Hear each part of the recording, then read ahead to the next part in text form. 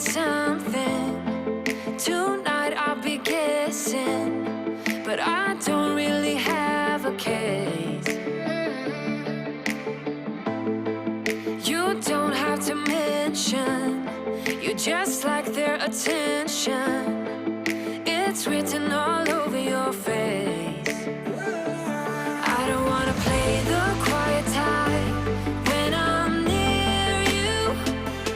Reading old messages on my phone every time I see you. Tell me, is this part of an act just to keep your image intact? If you think that strategy's smart, I'm not gonna defend my beating heart. Defend my beating heart.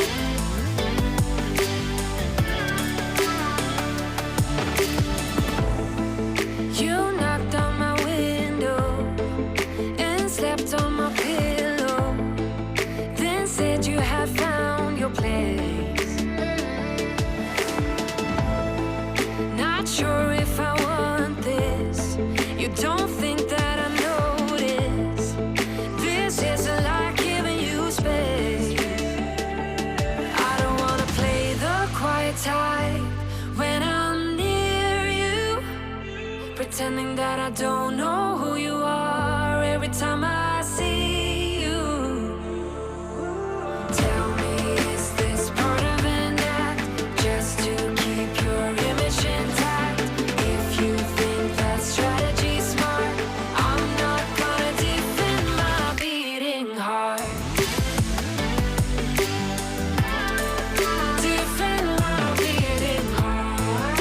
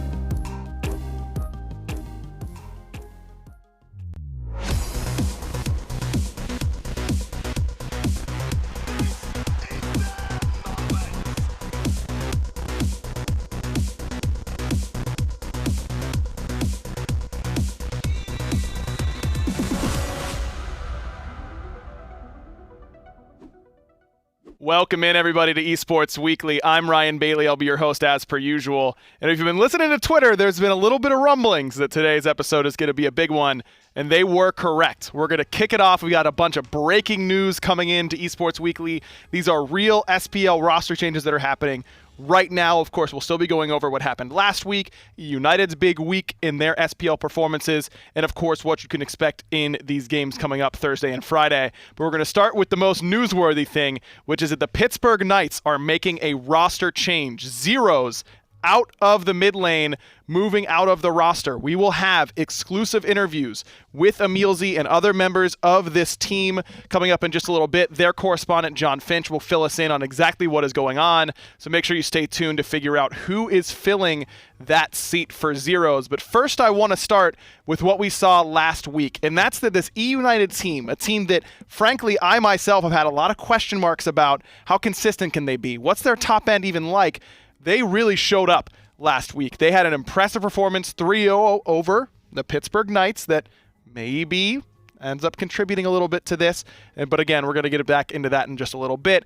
And then a very impressive performance up against Rival despite losing. And I think that's what's important to keep in mind here is that despite a loss against Team Rival's the number one seed, and they will be the number one seed going into the World Championships. They're basically locked up there, not mathematically quite yet, but they've got a bunch of games against the lower end of the SPL. Rival's going to lock up top seed. And even still, E-United went up 2-0 in that set. So I don't think E-United fans or E-United players should be too disappointed with how that set turned out. Yes, a loss is a loss, but in the plus-minus it matters, especially with how clumped up that middle of the pack is right now. Those game plus-minuses are going to be very, very critical moving forward.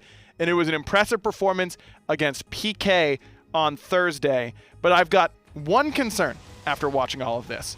When you watch the games against Pittsburgh Knights, E-United didn't beat them three different ways. E-United didn't do a whole lot different. They came in with one game plan and played it really, really well, and Pittsburgh Knights did not adjust. And so the 3-0 against PK, certainly impressive. But we know that PK was clearly having some problems, or else we wouldn't see this change happening. Maybe E-United's going to have to get a couple more strategies in the bank. But still, a 3-0 there certainly counts for your plus-minus. And then, of course, your Rival setup. That was a team that adjusted in Team Rival, and we saw how much of a difference that can make in the grand scheme of these games, just how much adjustment these teams can make. But E-United, Tully's been up here saying, their correspondent on the desk, that this team could be top three. And I go, okay, maybe, but I'm not really seeing it.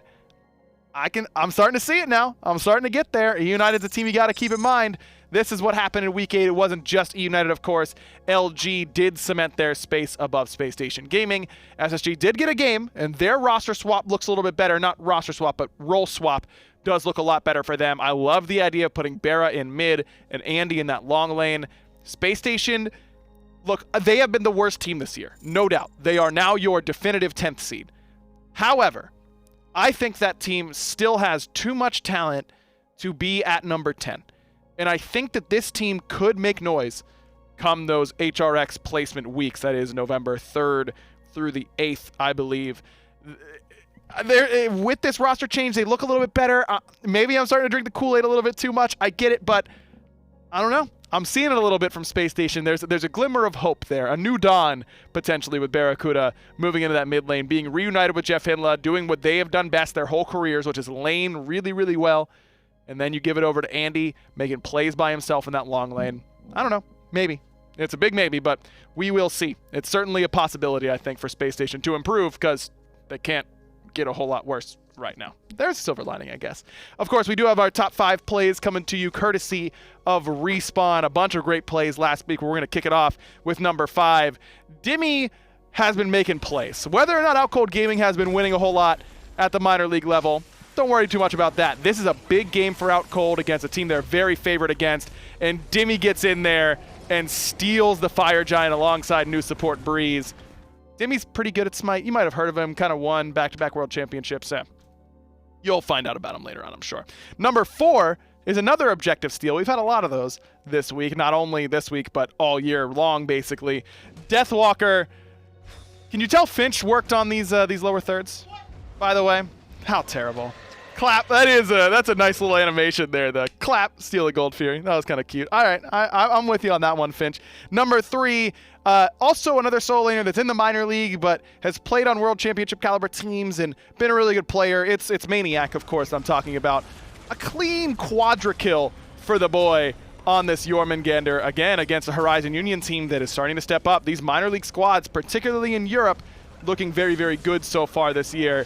Not against Maniac here, as he sealed the set victory with that quadra kill at number 3. Number 2, we've got Deathwalker. What, Deathwalker Ricochet? Is that what I'm reading right here? That seems surprising to me. But number 2, certainly Death Panther. Oh, it does say Deathwalker on my sheet for what it's worth, but it's my fault regardless. Hey, is Ho Yi still good? Hey, John Finch, is Ricochet a good ability? He says it's pretty good. Checks out by me. Death Panther, excuse me for that. Again, an SPL level player, a lot of minor league level plays. You should be tuning in on Tuesdays. That's what this is telling me from the top 5 plays. And then number 1, Captain Twig making those plays. Canada from Canada somewhere sighing because Captain Twig wins the game for Team Rival. The patience on the beads is what really gets me on this play. Quad taunt into quad kraken and a triple kill for Captain Twig, and then his brain immediately goes to Gold Fury, and his team's like, no, dude, we win. Like, let's just head over to Fire Giant or something like that. It's going to be a lot easier now that you made a big play like that. Again, top 5 plays brought to you by Respawn. Let's take a look at the schedule for this week. We're going to kick it off tomorrow, Dignitas versus Obey Alliance on Thursday, and then Splice SK, which is actually a very big matchup because this is your 6 versus 7 seed, and top 6 go immediately to HRX. So that's a critical one for Splice to win. Renegades then get their chance against Obey on Friday, and then Dig SK. So a big week for the SK boys. Of course, we will have Tom Baddinger here in studio to talk about that team as he is their correspondent. But if you missed the top of the show, our leading story, breaking news, Pittsburgh Knights roster change, Zero's out in the mid lane. Who's going to replace him? What's going to go on? How did this happen? We have all of that information and more here for you on Esports Weekly, so make sure you stay tuned. Some big interviews coming up right on the other side of the break.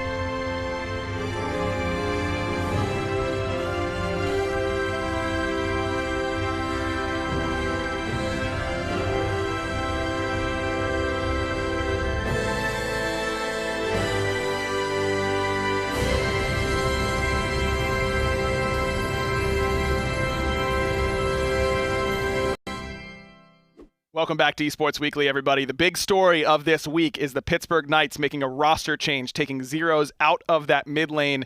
We're here to tell you exactly who's going to replace him. Of course, with the roster locks, you can't pick anyone up. So Pittsburgh Knights have to make do with what they have. And what they have is Rowe waiting on the sidelines. But he's not going to be playing mid. It's going to be Rowe in the solo lane with Deathwalker moving into the mid lane. This will be the Pittsburgh Knights configuration for the rest of this phase and going into the Smite World Championships. This is an official roster move that has been filed in to the SPL offices. So a big change for PK, and it comes at quite the surprise. I mean, PK had a lot of expectations coming into this year, and maybe they haven't lived up to those, but this is still a successful team. They've been doing very, very well. So what prompted this change? We had a chance to sit down with some Pittsburgh Knights members and talk about just that.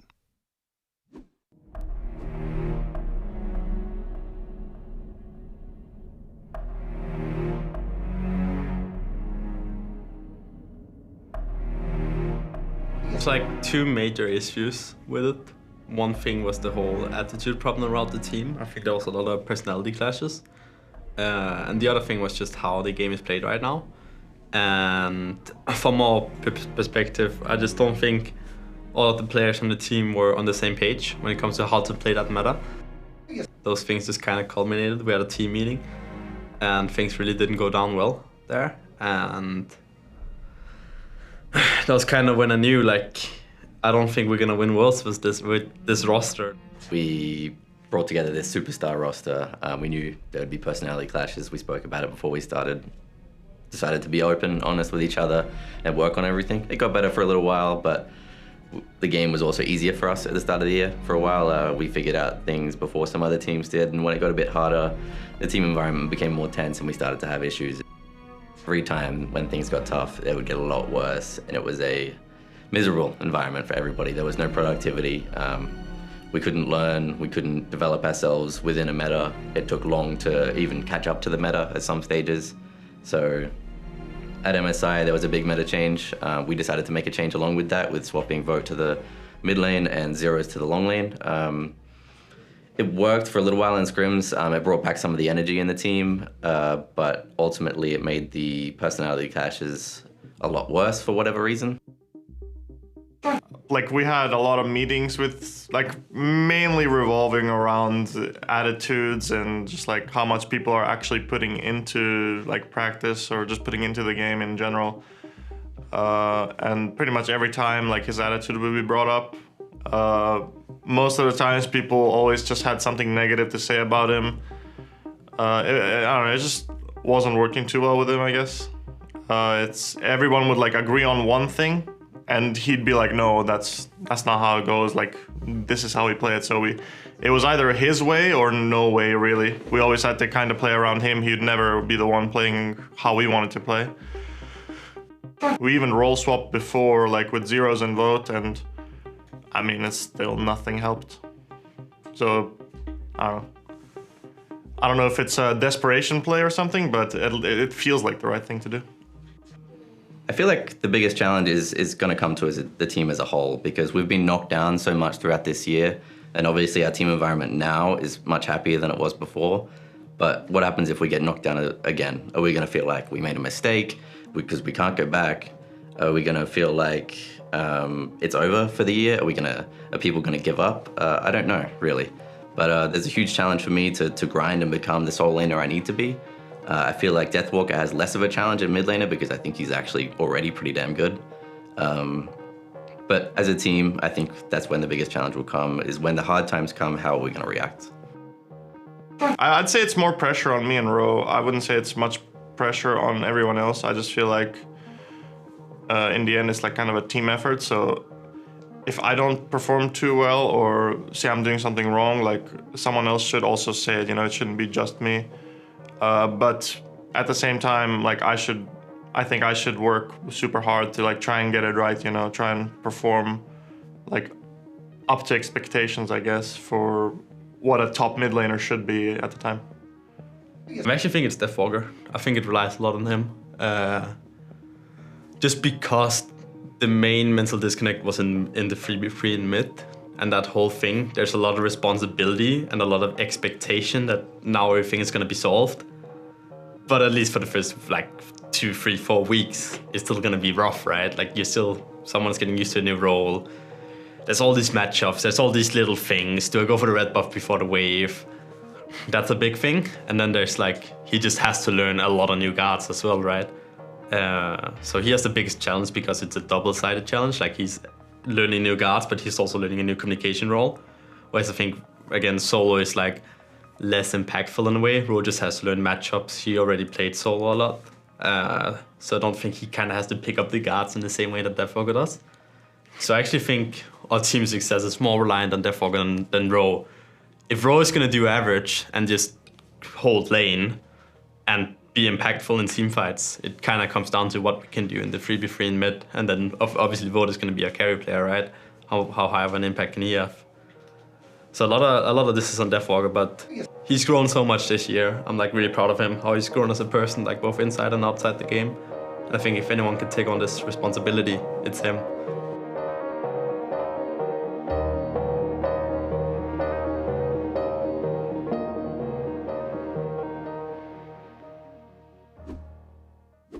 Pittsburgh Knights, a favorite for the fans and a favorite to maybe win Worlds, making big changes just a couple weeks removed from the Smite World Championship. Make sure you stay tuned. We're going to have John Finch, Pittsburgh Knights correspondent, coming in and telling us even more detail about what's been happening behind the scenes for this squad. Stay tuned here on Esports Weekly.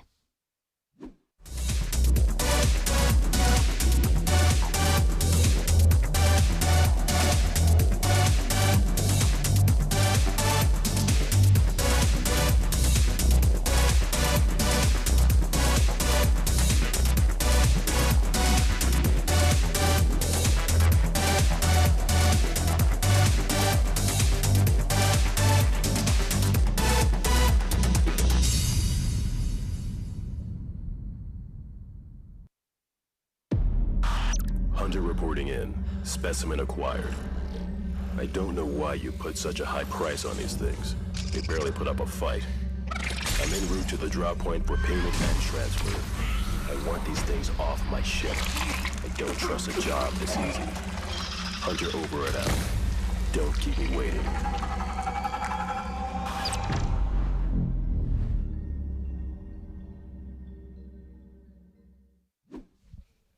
Welcome back to Esports Weekly, everybody. The big breaking news, Zero's out from Pittsburgh Knights. Deathwalker out of the solo lane and into the mid lane, where Ro will step in and be the new solo laner. To talk about it, we have the correspondent for the Pittsburgh Knights, John Finch, joining us here on the desk. Finch, I mean, this is massive news, and there is not that much time before Worlds. No. We'll get into the kind of implications of that in just a moment, but this new roster, I mean, how did all this happen? I mean, there clearly was discord between these two teams. You heard or not between these two teams, but on the team, you heard the way that they were talking about attitude. Really seemed like the primary thing from what I was hearing from these guys, that they didn't seem to agree maybe about how they should be handling it when they had losses, about what should be played in this new meta. And for what it's worth, I do think that there are some players in particular who are out of sorts in this meta. And I don't think that there's a chance that maybe it's just Zeros. I have said that I think Jeff Hinla, this is not his primary meta, and things like that. So I think that is a valid sort of argument to be made, but this move is so drastic to me, man. I mean, I know they still feel confident, but I think this really, really hurts their chances of being a top-tier team, so they must have felt like this is the only way to go. That has to be the way, right? I mean, this is such a big change. I mean, Zero has been such a big name in the scene for so long. Yeah, dude. He's still sick, I say. It's got to be that same mentality, right? That we just feel like we cannot win. Does this hurt our chances to win? It can't, because we already felt like we had no chance to win. It's the only way that I think I can look at it through a lens that makes sense to me. So let's take a look at the new roster as a whole. Deathwalker in the mid lane, Ro in solo. I mean, is this the right way that you would have done it? Do you think you would have tried to just force Ro into the mid lane? I don't think so. I think that what you do whenever you make changes like this is that you do try and put your strongest player is the one that you put the biggest burden on. And I think that's what they've done here with Deathwalker. They put him into a playmaking position for this team, and they're going to let Ro, I mean, let's be honest, right about now with the way the meta is, you can kind of be on a bit of an island in solo lane. It's a while before you impact the game. If your mid laner is struggling, though, I don't see a path to victory right now. It's just so important. It's such a difficult position, and I hate saying that to your face, but it is Yep. so tough, and you have to position so well and pick your spot so well, and I think Deathwalker's the kind of player that can do that. Obviously, there's going to be some growing pains, but my man Pandacat made it look easy, didn't he? I mean, I know it wasn't, I know it was not, but he really made that work for him, making that same swap. Deathwalker is just as talented a player. I think he can make it work. Now, this is not Ro's first foray into the competitive scene. He played competitively in Australia for a long time, right. Was a premier player in that region. Of course, that region not as strong as the SPL, but still certainly had some success there, but mostly as a jungler.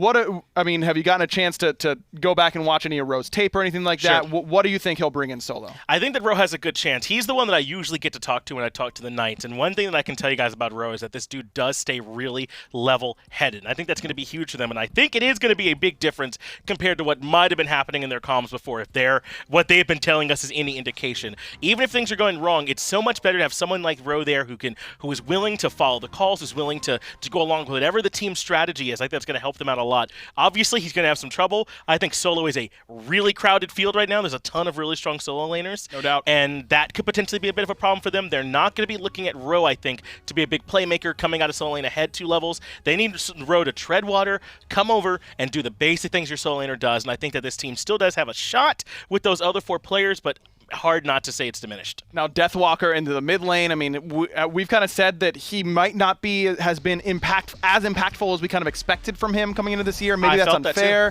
but we certainly expected a lot from Deathwalker this year. How do you think he'll fare into the mid lane? Well, I think he has a really good shot. I mean, he has been kind of streaming some mid lane here and there, hasn't he? Yeah, off-roll, by the way. Off-roll. We've been getting a little bit of glimpses out there, so I know some of the Deathwalker stands probably recognize it. But I think that there are some things that Deathwalker does really well that can work in the mid lane too, which is that he has this really good eye for team fights, and that's what you need to have if you're a mid laner too. Because, like you always say, you really only get one shot with your biggest abilities in a team fight as a mage, not like a hunter, so you need to be able to pick those spots really carefully. Deathwalker's the kind of person I think has always had that eye on where the primary persons that we need to be taken care of, what my role is for preventing that.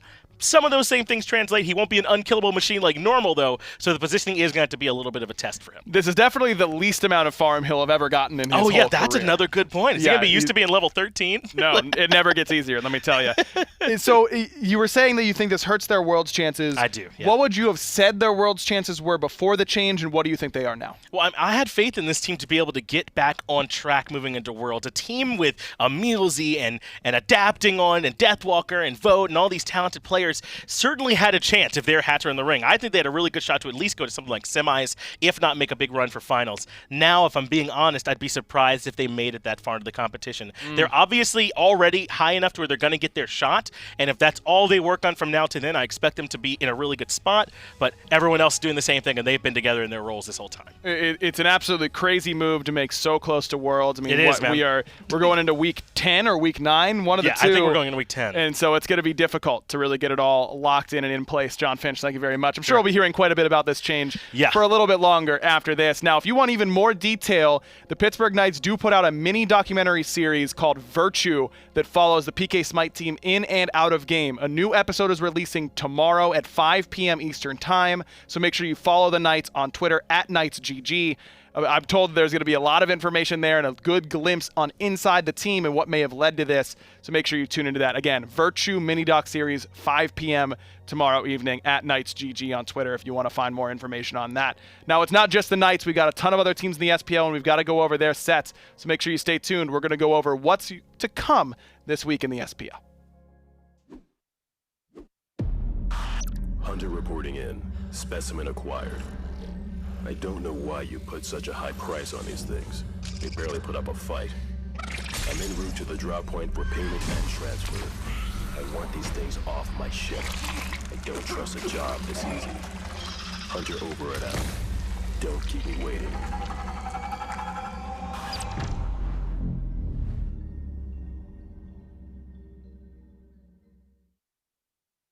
Pleased to meet you, human.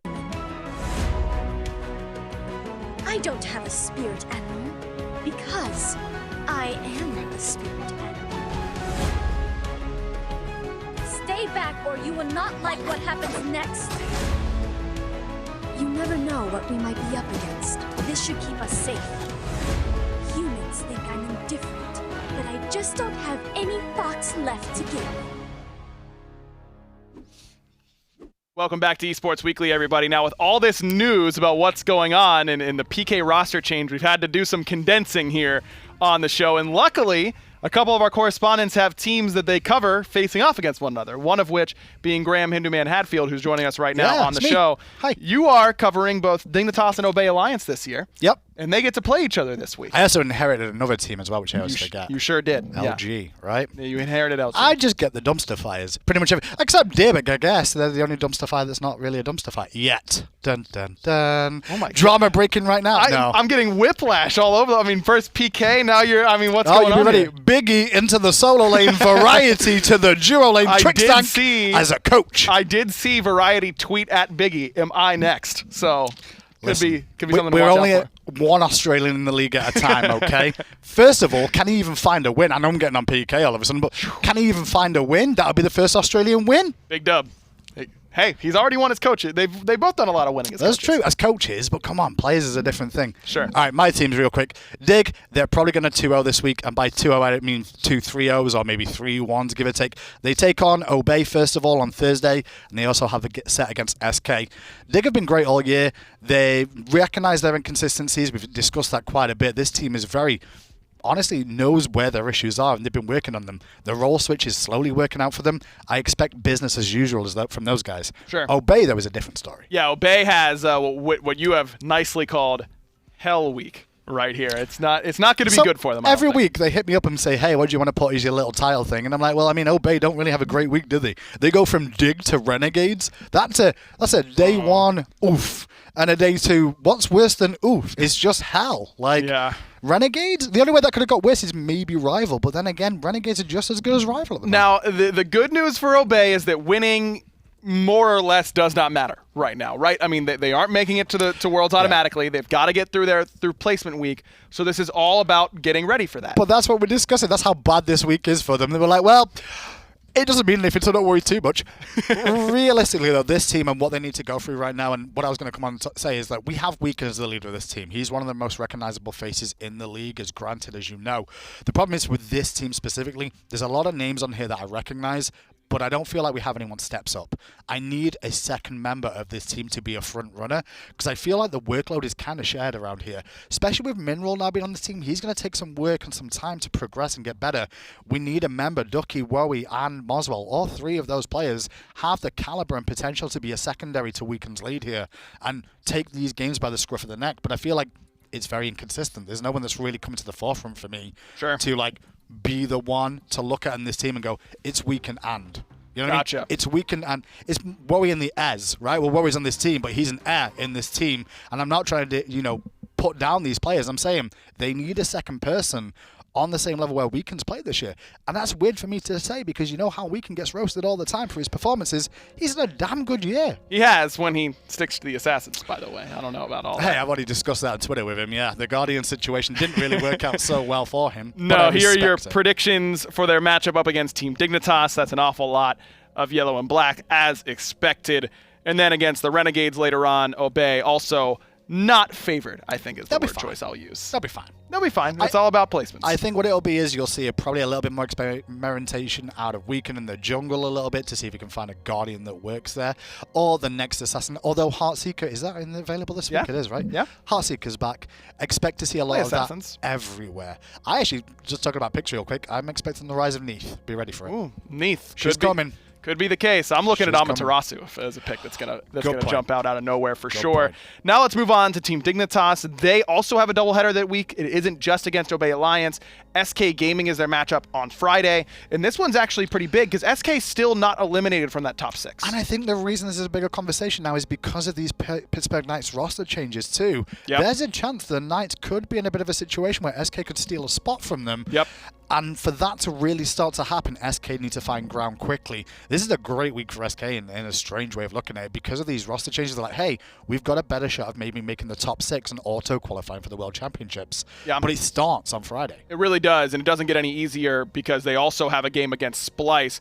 This overall set for this week for SK is going to be huge, and they might be the team that benefits most from this PK roster change for sure. How does Dignitas match up against SK? I think Dig is the one team where SK could find wins there as well. I think Dig are a good team at adapting for the most part, but their early game, if they can fall behind, I know there's been frustration with these players in the past on previous teams, not just this current one, where if they do fall behind, trying to gather momentum again and stay in contention in the game can be a downfall of theirs. SK have been spoken about a lot about how aggressive they are. Their early game is where they've been stronger. I think that's kind of moved away as the season's progressed because their early game hasn't been as fortuitous as it once was, but their mid and late game have progressed because they've been looking in that direction. They've lost a bit of their edge in the early.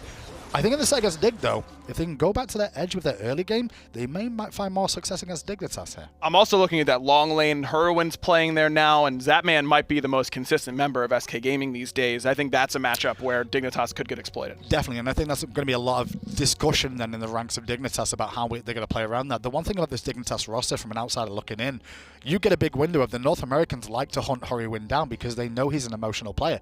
And I don't mean that in like he's going to boo-hoo afterwards. I mean like he plays based off how well his games are going. And you get into under the skin of a player. It's part of competitive sports, part of competitive anything. Get under their skin. I do it all the time. And you find victories. You're under my skin right now because I wanted to wrap the segment 10 seconds ago, but you kept talking. Great work, Graham. Thank you very much. No problem. And good luck to both of your teams because they're both playing doubleheaders this week. Big week for both of your squads and a big week for a lot of teams. But also HRX is looming. Got a chance to sit down with some HRX champions earlier today. I'm wearing the same shirt. You'll see a preview of that just after this.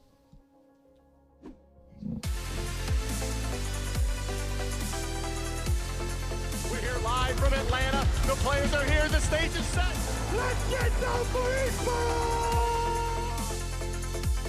This is where we also talk about the new stuff that we've got coming out for you all. HRX is literally my favorite time of year. It truly isn't close. This is what I live for. If that's second place, I can't wait to see what first place is. It's HRX.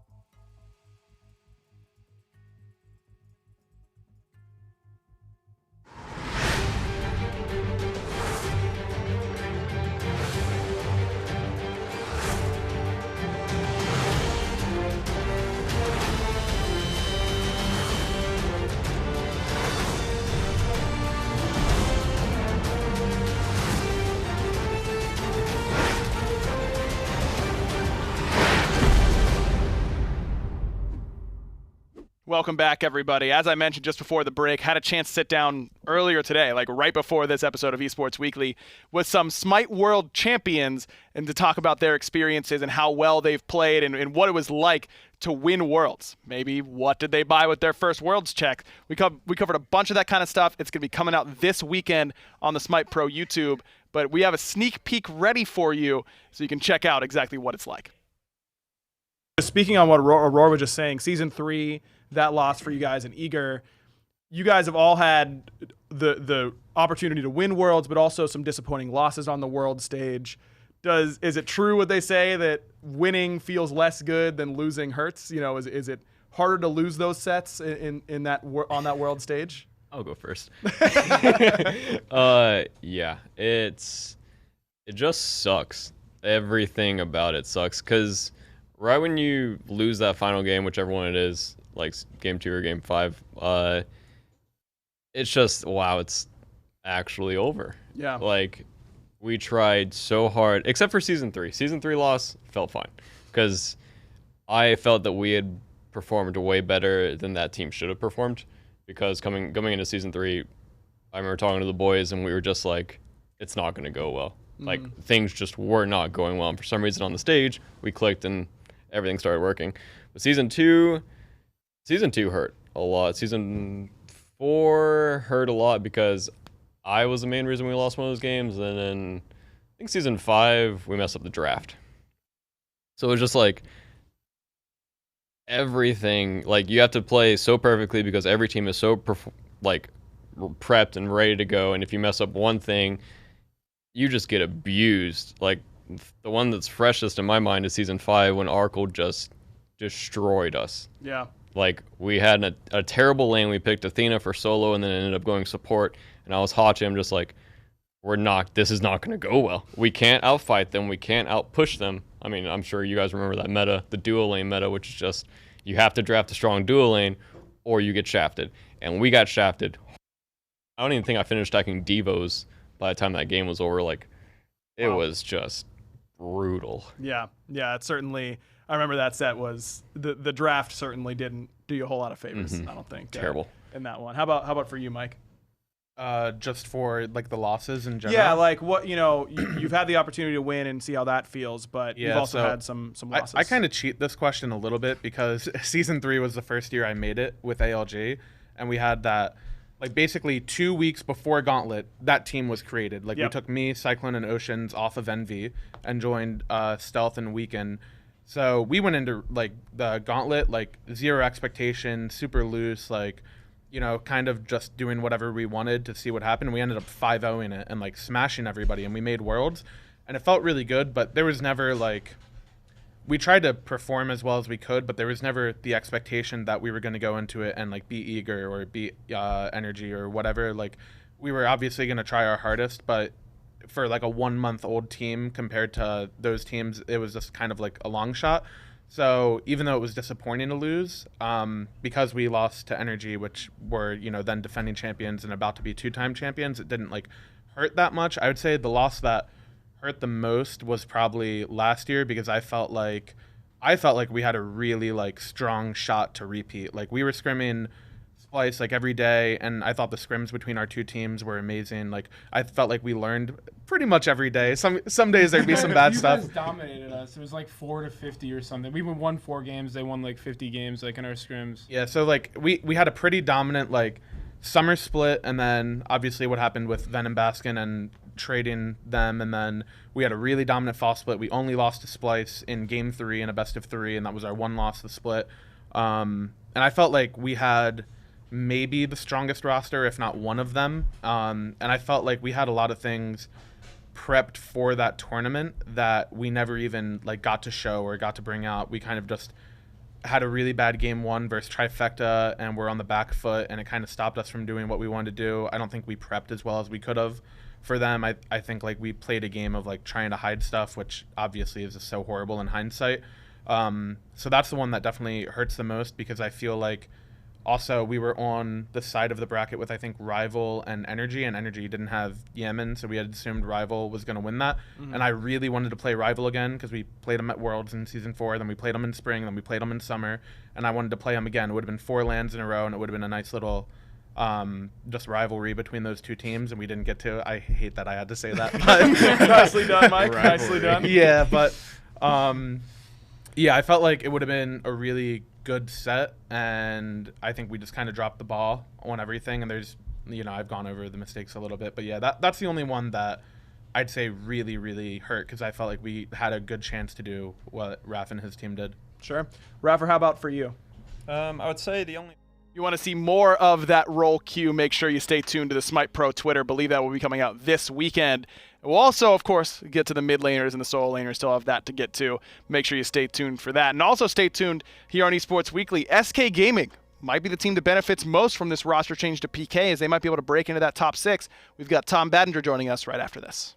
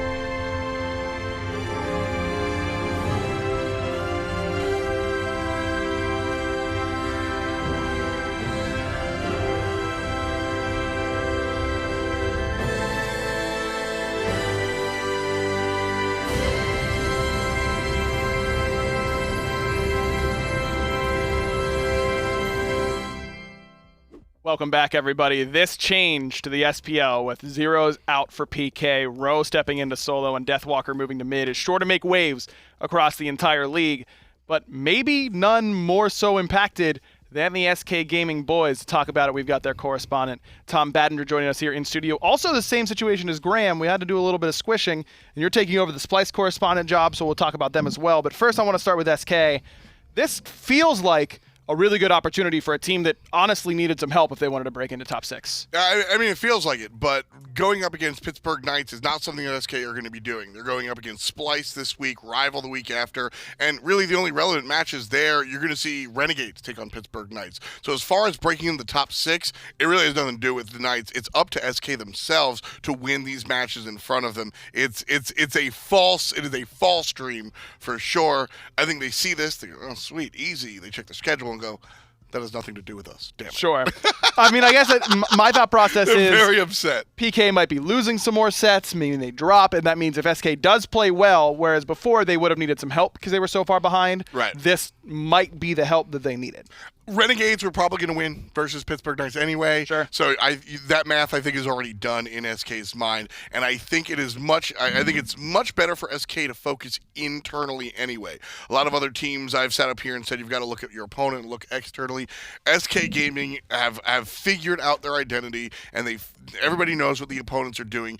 It's consistency. When I look at consistency, I look internally to the team. What's going on that makes this team up and down and up and down? In some ways, Space Station Gaming is an easier conversation because they're not good, champ. Move on. With SK, they are good, but why are they not always good? And that's where you get down into the nitty-gritty.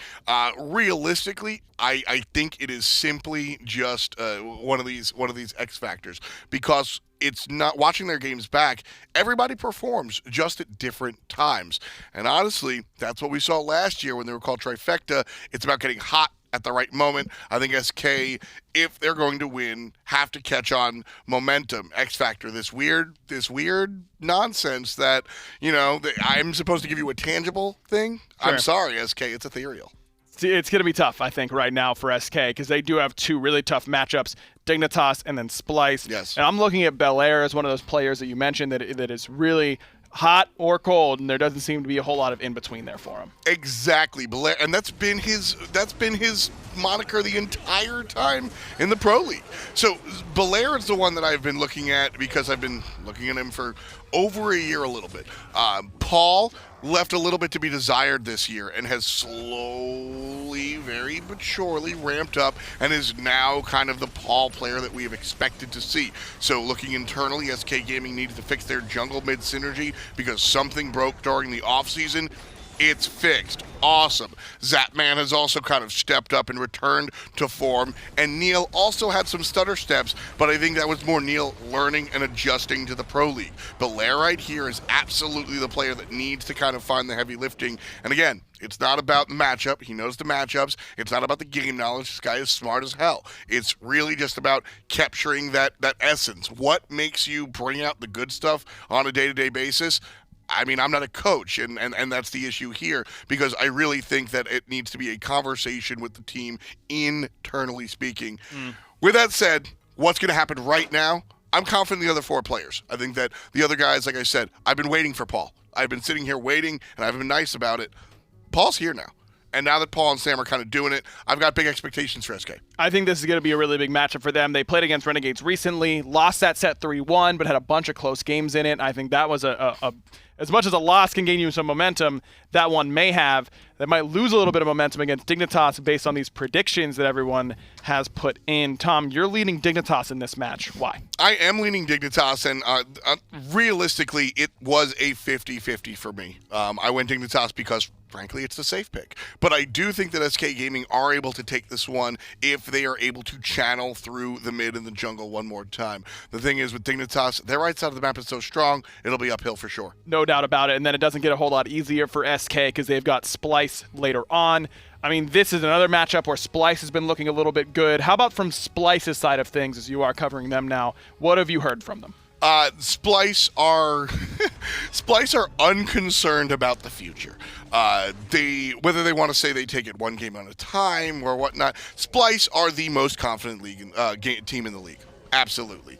Renegades might have some fun, but at the end of the day, I think Renegades are a little bit more realistic is the term I'll use. Splice think that they will win every single game. That's absolutely a reality. SK Gaming versus Splice are winning. I think SK can beat Dignitas. It'll be an uphill battle. It'll be tough, but maybe it'll be 3-2 in Dignitas' favor. Splice are coming out, and they are making mincemeat out of SK Gaming. They're just that strong. Splice is one of those top-end teams, but this is a big one because even though they feel like that, they're the 6th seed right now. So they are the team that's on the bubble, so to speak, that SK... If you're going to win one, this is the one to win, but I agree with you. It might be pretty difficult. I imagine that a lot of the casters feel the same way, and indeed they do. Splice across the board. It surprised me when I looked at the standings this morning and saw Splice in 6th. So this one is important. Maybe SK can come out with a little bit of gas. And that's the key, is that it's important and it's Splice. Splice are a team that play up not to their opponent, but towards the headlines. And when it matters, that's when they play better. the World Championship. And so with that in mind, it's really tough for me to sit here and go, Zapman might do it to him. No chance. Scream's going to come out and win the game. Splice has been doing a lot of that as of late, it feels like. Tom, thank you very much for joining us here and talking about some two teams that are very important. And everyone right now is looking up at the Renegades. They've got a game this week as well. Anatoly joining us right after this.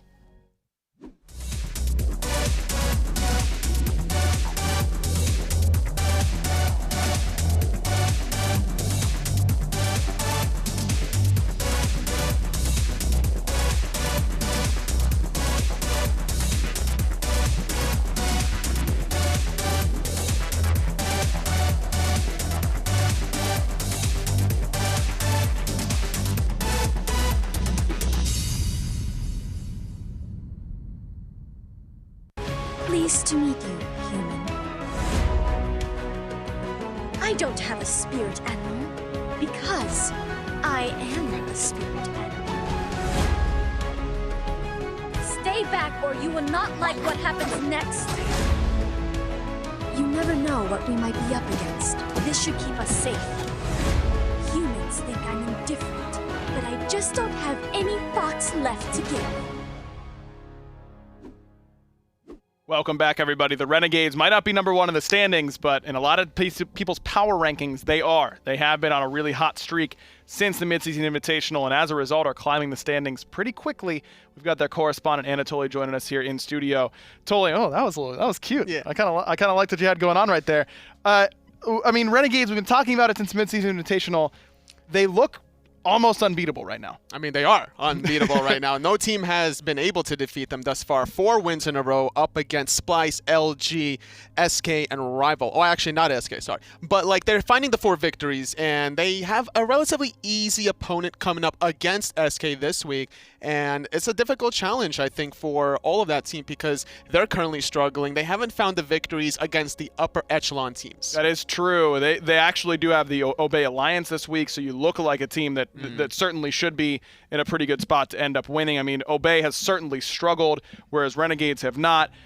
I sat down and talked to Raffer a little bit earlier for Roll Q, but he was telling me off the set that at this point, I mean, there's not a whole lot in showing anything that you might have to show for Worlds. It's more about staying the course, getting a good seed, of course, but it's more about keeping those strategies under wraps. Yeah, Obey's not making it to Worlds, unfortunately, with their record being currently at 2-11. Their best possible record is 7-11, and that's not going to cut it to be in the top 6. The only 3 teams still battling for that 6th spot is Renegades, Splice, and SK Gaming. Still a couple of head-to-head battles to see how it's determined, but Obey, it's kind of like playing spoiler, and I think that you can never count them out with Weekend being in the jungle of what he's going to bring to the table. No doubt. I mean, certainly a veteran presence there for them, but Renegades certainly have a lot of that on their own end. I mean, is this the team to beat in the entire SPL right now? Is everyone looking at Renegades? It's looking like it. They didn't have the best Phase 1 start where they ended up 5-4, but to end that Phase 1, going undefeated at MSI, and now to transition into the Phase 2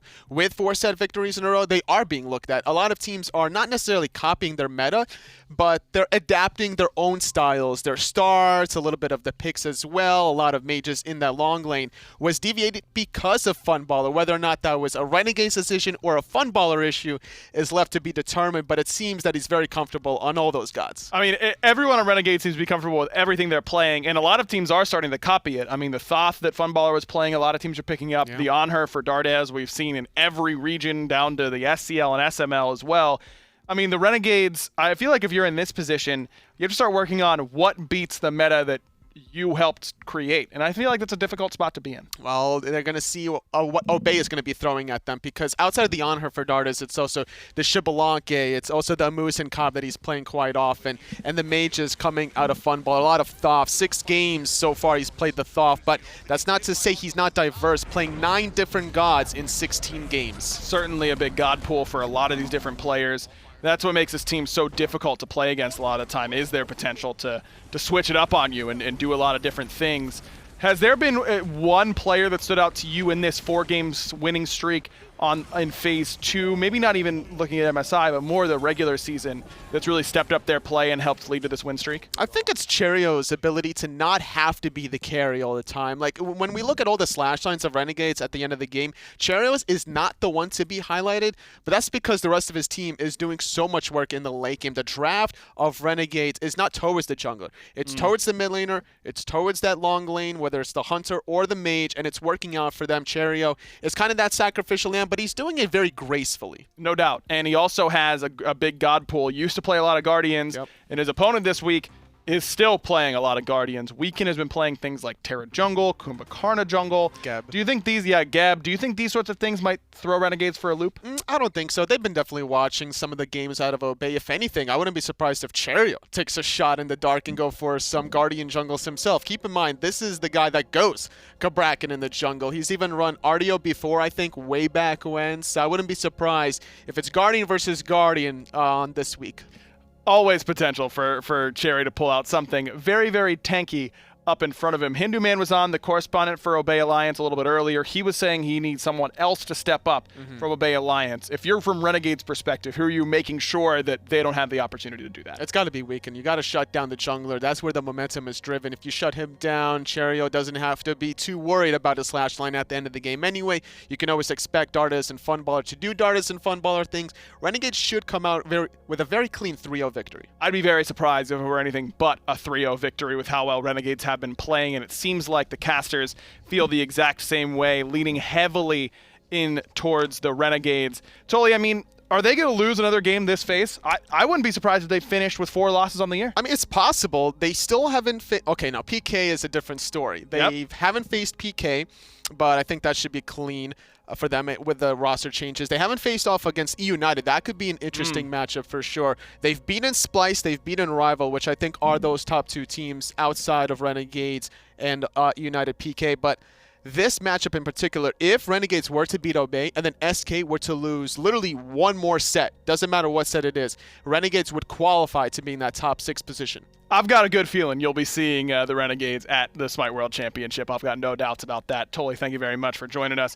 Of course, we still have to go over the SCL and SML. A lot of movement and still a very competitive league in the minor league for both regions. Stay tuned. We'll go over it on the other side.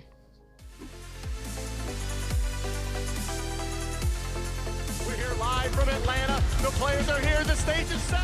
Let's get down for Esports! Where we also talk about the new stuff that we've got coming out for you all. HRX is literally my favorite time of year. It truly isn't close. This is what I live for. It's that second place. I can't wait to see what first place is. It's HRX.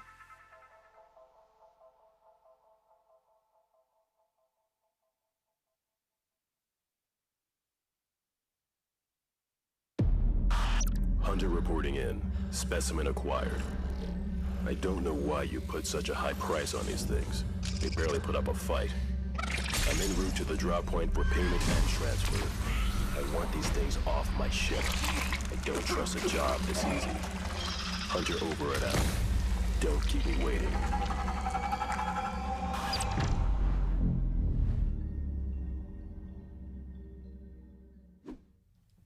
Welcome back, everybody. A big week in the SPL, but that doesn't mean you can afford to ignore what's happening on the Mondays and Tuesdays for the Smite Console League and the Smite Minor League. And let's start with catching you up on the SCL. We'll begin in PS4 Europe, where Aerial Arise continues to be the top end here. This was a region that was really dominated pretty easily by Out Cold, it feels like. Out Cold was your representative coming to the midseason invitational LAN, but ultimately ended up not doing so well here in Phase 2. They are 5-3 compared to Aerial Arise's 6-2.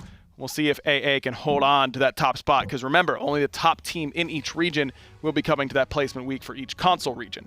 As for Xbox Europe, we already know who's coming. It's Team Rival. I could have told you that Team Rival was going to make it week 1 of Phase 1, and I might have gotten a little nervous in the middle because Dabo's Disciples looked like they were starting to pull out and be a real contender in this region. No longer. It is Rival choking out the competition here in Xbox Europe, no doubt.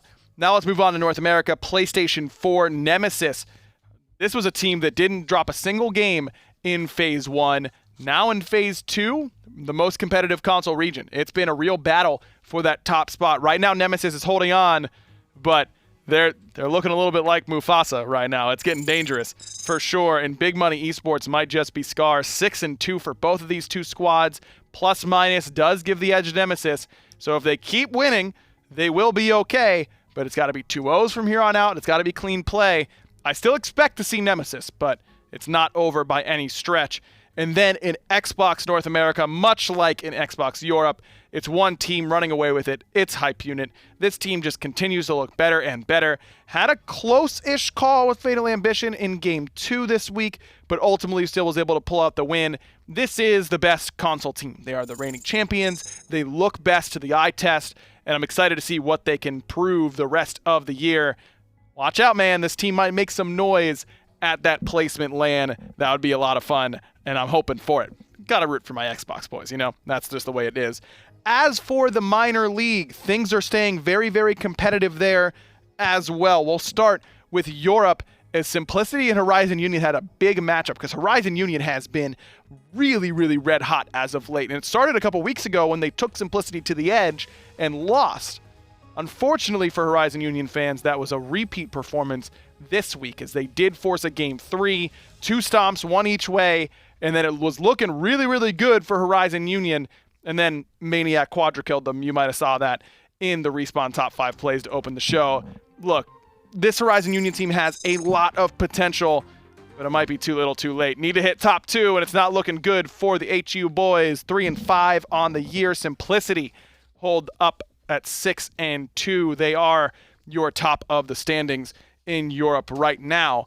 As for North America, another expansion team is doing well, but even better than Horizon Union. It's Hype Unit that are up on top right now, but they've got 2 teams hot on their heels. It's Armada and Sanguine, certainly with potential. By the way, shout out to Meerkat. He asked for it, and he's going to complain if I don't give it to him. These 2 teams in Armada and Sanguine are chasing Hype Unit right now. Hype Unit has not looked quite as strong. They crushed Risky Behavior in their debut in the SML this week. Don't get me wrong, but if I'm Hype Unit, I'm making sure that I'm prepared for Armada and Sanguine, because both of those teams are looking like they are returning to form fairly quickly as of late. Again, top 2 in each region coming to that placement week LAN, all in the name of making it to the Smite World Championship. If you missed the top end of the show, we did have breaking news here on Esports Weekly. It's that Zero's out of the mid lane for the Pittsburgh Knights. Rowe from the coaching position over to the solo lane, because Deathwalker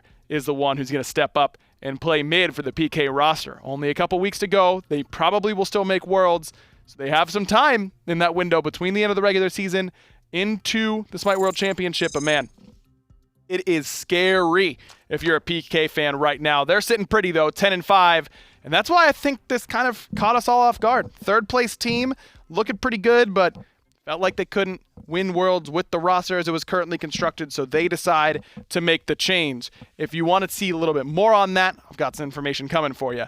First, though, we got to take a look at that schedule. Starting off tomorrow, Dignitas up against Obey Alliance at 11 a.m. Then a huge game between Splice and SK Gaming. You just saw it on the standings right there, that Splice is your bubble team right now, sitting at 8-5 compared to SK's 6-8. SK might be the team that benefits the most from this PK roster change, as they might end up losing a couple games towards that top end. They won't drop out, it doesn't look like, at this rate. Maybe they needed PK to beat some of the teams that they're a little bit closer to, like Renegades, like Splice, like E-United.